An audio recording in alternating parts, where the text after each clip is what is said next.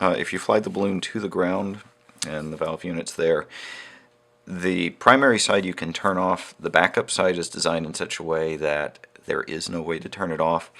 So the method that I've started using is you go ahead and remove the batteries from both sides.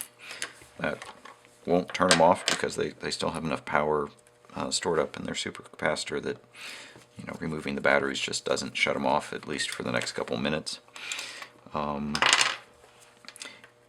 If you really want to leave everything connected, you could leave the primary powered for a while, but the backup side's going to take, I would guess, at least 5 minutes to power itself down.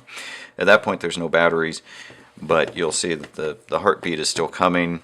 You can command a shutdown to the valve, but when you do, the backup side will fire the consumable link here.